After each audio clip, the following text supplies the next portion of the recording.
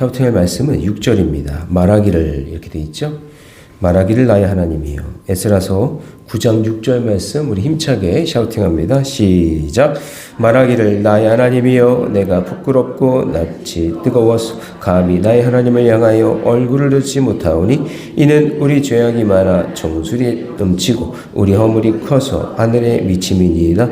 말하기를 나의 하나님이여 내가 부끄럽고 낯이 뜨거워서 감히 나의 하나님을 향하여 얼굴을 들지 못하오니 이는 우리 죄악이 많아 정수리에 넘치고 우리 허물이 커서 하늘에 미침이니이다.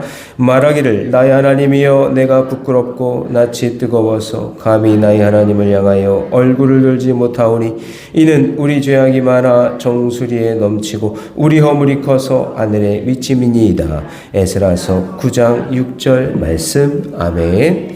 정말 함께 읽은 귀한 말씀을 가지고 하나님의 도우심을 구하라. 하나님의 도우심을 구하라 라는 제목으로 하나님 말씀 함께 나누겠습니다. 자, 에스라서 이제 9장의 상황은 2차 포로 귀환을 이제 성공적으로 이루고 난 다음에 이제 외형적으로는 이제 매우 성공적인 귀환의 모습을 보여준 거예요. 그런데 이제 귀환을 했어요. 귀환을 한 후에 1년 정도 지나고 나니까 에스라가 지금 이 이스라엘 백성들이 1차 포로 귀환했고 그리고 또 수십 년이 지나서 2차 포로 귀환을 하고 난 다음에 시간이 꽤 지난 거죠. 시간이 꽤 지난 후에 이렇게 이스라엘 백성들을 보니까 영적으로 엄청나게 타락해 있다는 것을 본 거예요. 그러니까 9장은 시간이 조금 지나간 거예요. 시간이 조금 지나가서 에스라가 지금 이스라엘 공동체를 보고 있는 거예요. 그러니까 외형적으로는 1차 포로 돌아왔고 성전도 건축했고 그리고 2차 포로 귀환도 성공적으로 이루어졌는데 1년 정도 에스라가 쫙 보니까 영적으로는 타락해 있는 거예요. 이스라엘 공동체가 심각하게 무너져 있었던 거죠. 성전은 건축했지만 영적으로는 무너져 있었던 거예요. 여러분 이런 걸 볼 수 있어야 돼요. 이런 거. 외형적인 거 말고 지금 영적으로 중심이 어떻게 되어 있는지. 백성들과 제사장들과 레위인들이 어떤 상황이었냐면 이방 민족들과 섞여서 이방 여인들과 통혼을 했어요. 네. 원래 이스라엘 공동체는 자기 혈통들 지키기 위해서 자기들끼리의 그 민족성을 지키기 위한 본인들 그 지파 안에서 결혼을 했는데 그 안에서 다른 이방 사람들과 결혼을 해서 피가 섞이는 그런 모습이 보여졌다는 거죠. 그러니까 겉으로 볼 때는 물리적으로 볼 때는 예루살렘으로 돌아왔지만 마음과 신앙은 아직 바벨론에서 돌아오지 못하고 그 바벨론 이방 땅에서 했던 그 통혼의 그 모습이 그대로 이스라엘 땅에서도 드러나고 있었다라는 이야기예요. 그래서 포로에서 돌아온 후에 같은 죄를 다시 반복해요. 여러분 이스라엘 백성들이 이렇게 멸망한 이유가 뭐죠? 솔로몬 때 이방 여인들과 화치를 맺으면서 결혼을 해서 이방 미신들이 다 들어온 거잖아요. 우상들이 들어왔기 때문에 그것 때문에 망하게 된 건데 그 짓을 또 시작하려고 하는 거예요. 이거를 에스라가 눈으로 본 거예요. 그래서 스룹바벨 성전은 성전의 재건이라면 에스라가 들어와서 한 건 뭐냐면 신앙의 재건이에요. 신앙의 재건. 그래서 에스라 9장은 무엇을 보여주냐면 귀환을 했으니 끝났다가 아니라 자, 잘 들어보세요. 장소의 회복이 아니라 영혼의 회복이 중요해요. 그리고 성전 재건보다 거룩한 공동체 재건이 더 중요하고 외적인 성공보다 내적인 순결함이 더 중요하다. 이거를 우리에게 보여주고 있는 거예요. 쉽게 얘기해서 이거예요. 좋은 건물 지어놓으면 뭐예요? 그 안에서 사는 사람들이 죄인인데 그런 거죠. 겉은 그냥 멀쩡하게 다 해놨는데 속은 썩고 있는 거죠. 예, 그거를 에스라가 본 거예요. 오늘 9장 말씀에서. 자, 그러면 그 어떤 상황 속에 이런 상황 속에 있을 때 어떻게 했느냐? 에스라는 하나님께 구하는 거예요. 하나님, 제 눈에 지금 이런 썩어져가는 모습이 보여지는데 하나님 어떻게 하면 좋겠습니까? 하고 하나님의 도우심을 구했다라는 이야기죠.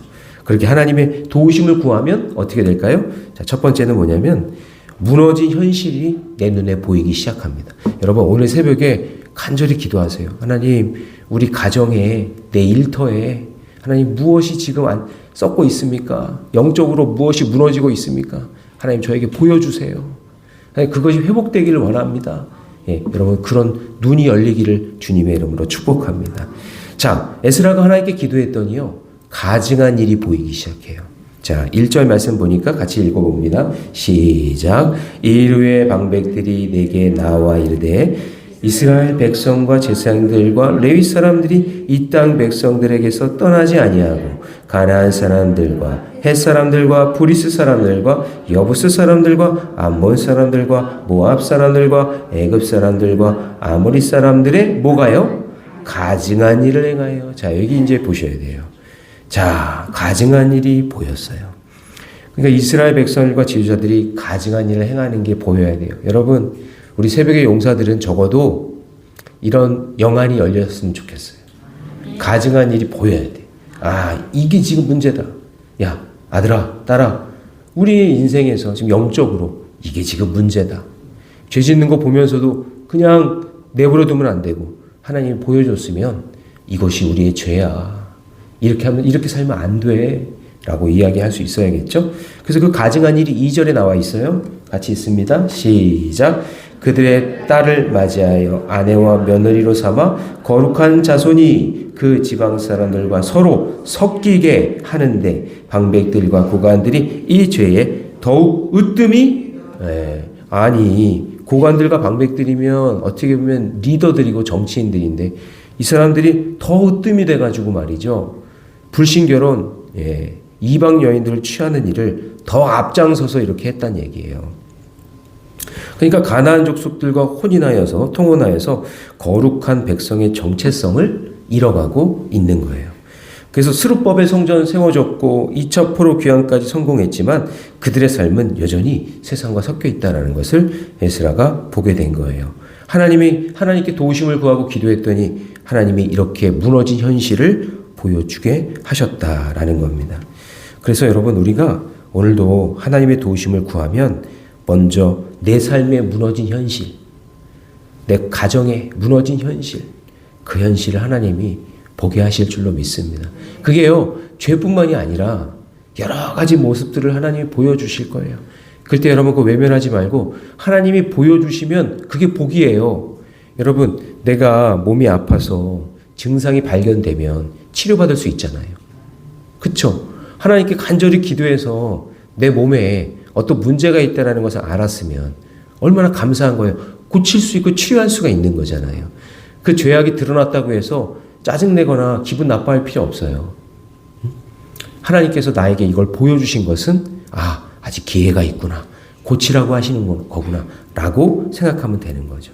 그래서 여러분, 저는 다윗이 훌륭하지만 우리랑 똑같은 인간이잖아요. 근데 보세요.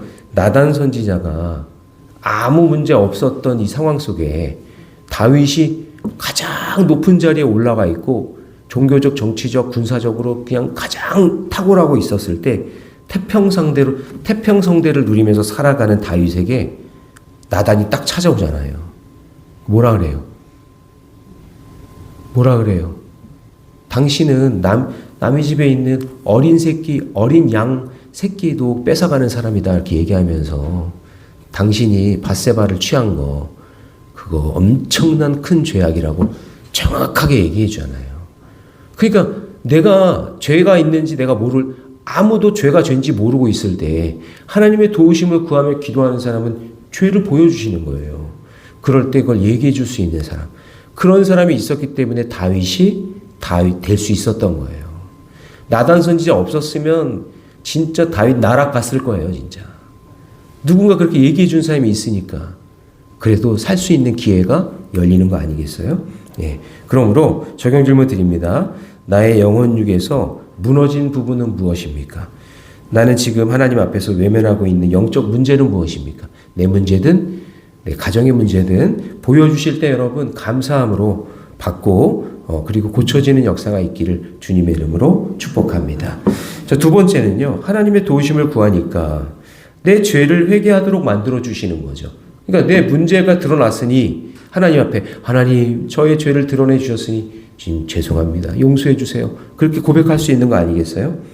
자, 에스라가 이렇게 합니다. 3절 다 같이 시작.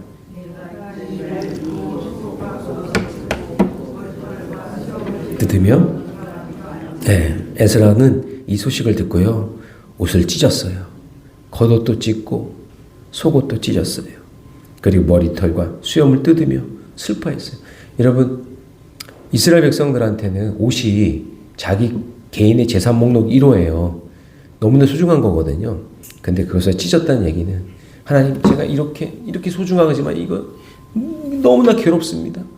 하나님, 이스라엘 백성들이 뭐 때문에 멸망당해서 바빌론 포로로 끌려갔는데 지금 70년 100년이 넘게 돌아왔더니 보니까 자기 죄를 보지 못하고 또 이렇게 죄를 짓고 있습니다. 하나님 어떡합니까? 하나님 어떡합니까? 하면서 이걸 막 찢으면서 하나님 앞에 회개하며 나가는 거예요. 그러니까 여러분, 자기는 죄를 안 졌지만, 자기 죄는 안 졌지만 내 민족에 대한 죄에 대해서 그 죄악에 대한 아픈 마음, 슬픈 마음이 있어야 돼요. 여러분, 자녀가 있으면 자녀들이 안 되고 자녀들이 아프고 괴로우면 부모 마음 어때요? 부모 마음 찢어지잖아요. 그러니까 에스라는 쟤네들이랑 나랑 무슨 상관이 있어? 나만 복 받으면 되지. 그게 아니라 그 민족의 여전히 죄악 가운데 있는 그 모습을 보고 너무나 안타까우니까 자기 옷을 찢으면서 막 애통하는 거예요. 여러분 가족도 그렇고 여러분 인생도, 우리 교우들 중에도 힘들고 아픈 사람들 옷을 찢는 마음으로 여러분 기도하셔야 돼요. 하나님 불쌍히 여겨주세요. 하나님 불쌍히 여겨주세요. 그러니까 에스라는요, 백성의 죄 남의 문제로 여기지 않았다라는 거예요. 그래서 4절 한번 같이 한번 있습니다. 시작. 이에 이스라엘 하나님의 말씀으로 말미암아 떠는 자가 사로잡혔던 이 사람들의 죄 때문에 다 내게로 모여오더라. 내가 저녁 제사 드릴 때 기가 막혀 앉았다. 죄로 인해서 진짜. 근데 그래도 에스라는 사람은 이렇게 영적으로 깨어 있잖아요. 그래서 저녁 제사 때까지 놀라 앉아 있다가 하나님 앞에 막 엎드려서 막 기도하는 거예요. 하나님 어떡합니까? 5절 보세요. 저녁 제사를 드릴 때 내가 근심 중에 일어나서 속옷과 겉옷을 찢은 채 무릎을 꿇고, 그러니까 아까 찢었잖아요. 그러니까 다 찢어진 옷을 입고 꿇었다는 얘기는 하나님 앞에 엎드려서 나의 하나님 여호와를 향하여 손을 들고 간절히 기도했다라는 거예요. 여러분, 오늘 옷은 찢지 마세요. 가서 옷 찢고 그러시면, 여기 옷 찢고 여기 나가면은 사람들이 이상하게 볼 거예요. 찢지는 말고 내 마음을 찢으세요. 내 마음을. 하나님 어떡합니까? 우리 아들 어떡합니까? 우리 딸 어떡합니까? 하나님 도와주세요. 그렇게 기도할 때 하나님께서 만나 주시는 거예요. 나만 잘 되는 게 아니라, 내 가족들만 잘 되는 게 아니라 우리 교우들을 위해서도 그렇게 기도할 때 하나님이 그 기도를 기뻐하시고 응답해 주실 줄 믿습니다. 그래서 여러분, 베드로도 예수님 3번 부인했지만, 그렇지만 예수님 만나고 또 3번 확답을 받잖아요. 너 나를 사랑하느냐? 내 양을 치라. 내 양을 먹이라. 그때 아마 베드로의 마음에 어이할고 그래서 마음이 찢어지는 마음이었을 거예요. 그때 예수님 만나고 나니까 민족을 구원하는 귀한 일에 쓰임받는 귀한 사람이 되잖아요. 여러분, 오늘도 기도할 때 하나님 만나는 역사가 일어날 줄 믿습니다. 여러분, 죄를 가볍게 보는 사람은, 잘 보세요. 죄를 가볍게 보는 사람은 십자가도 가볍게 보는 사람이에요. 그렇죠? 예수님도 가볍게 보는 사람이에요. 죄를 죄로 보이면, 오늘도 간절히 기도할 때 하나님께서 죄를 보여주셨으면 애통하는 마음이 있어야 돼요. 하나님 그 해결받기 원합니다. 그럴 때 죄는 아프지만 그 아픈 것을 통과하면, 십자가를 통과하면 그게 은혜가 될 줄 믿습니다. 자, 적용 질문 드립니다. 나는 죄를 습관처럼 여기고 넘어가고 있습니까? 아니면 하나님 앞에 아파하고 있습니까? 여러분, 오늘 마음을 찢으며 기도할 때 하나님께서 함께 해주시고 응답해 주실 줄 믿습니다. 자, 3번째는요. 어떤 상황 앞에서 하나님의 도우심을 구하면 그러면 이제 공동체가 회복되기 시작하는 거예요. 자, 우리 6절 말씀 같이 읽습니다. 시작. 말하기를 나의 하나님이여 내가 부끄럽고 낯이 뜨거워서 감히 나의 하나님을 향하여 얼굴을 들지 못하오니 이는 우리 죄악이 많아 정수리에 넘치고 우리 허물이 커서 하늘에 미침이니. 그러니까 지금 에스라가 하나님 앞에 죄가 얼마나 극심한지 감추지 않고 다 이야기하는 거예요. 죄악이 얼마나 많냐면 정수리에 넘치고, 여러분 정수리가 어디예요? 여기잖아요. 여기. 그냥 꽉 찼대 죄가. 허물이 커서 얼마나 많은지 하늘에 미쳤대요. 이 정수리를 뚫고 그냥 저 하늘까지 있는 그 죄악을 보니까, 백성들의 죄악을 보니까 그렇게 막 죄악을 짓고 있는 거예요.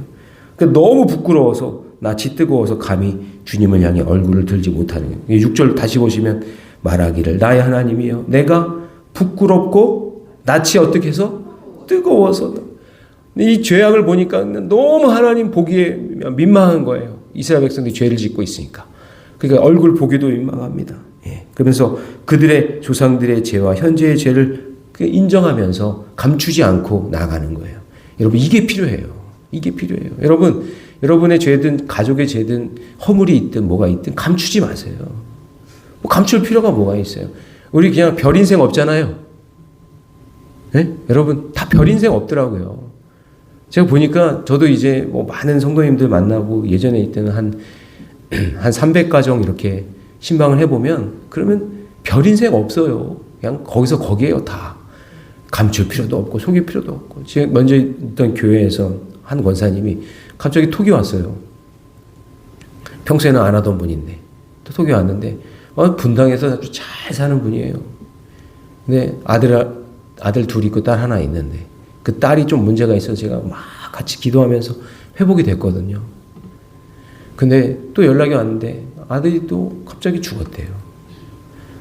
얘기는 안 했지만 너무 슬프고 너무 한탄스럽고 너무나 원망스러워서 저한테 기도 요청한다고 이렇게 연락이 왔는데, 여러분 가정마다 별 인생 없어요. 다 아프고 다 힘들고 병들고 그러거든요. 감추지 말고 하나님 앞에 간절히 기도해야 돼요. 어떻게 기도 안 하고 살아요? 네? 어떻게 하나님 매달리지 않고 어떻게 살아요? 하나님께 간절히 매달리며 믿음의 길 걸어가셔야 되는 거예요. 그래서 인정하는 모습을 7절인데 7절이 길지만 같이 읽습니다. 시작. 우리 조상들의 때로부터 오늘까지 우리의 죄가 심함에 우리의 죄악으로 말미암아 우리와 우리 왕들과 우리 지상들을 여러 나라 왕들의 손에 넘기사 칼에 죽으며 사로잡히며 노락을 당하며 얼굴을 부끄럽게 하심이 오늘과 같음이니이다. 지금 오늘 이 죄악된 모습을 보니까 예전에 그렇게 바벨론에 끌려가고 그렇게 했던 모습이 그냥 똑같다. 하나님, 제가 볼 때는 그때나 지금이나 똑같은 것 같습니다.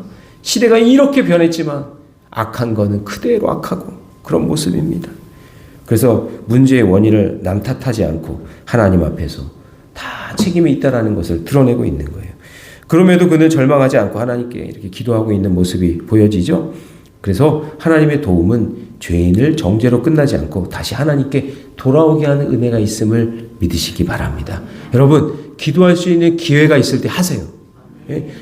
하나님 제가 이거 그때 구하지 못해서 받지 못한 복이 없도록 오늘 생각나는 거 있으면 다 기도하세요. 하나님 이게 있고 이게 있고 하나님 다 도와주세요.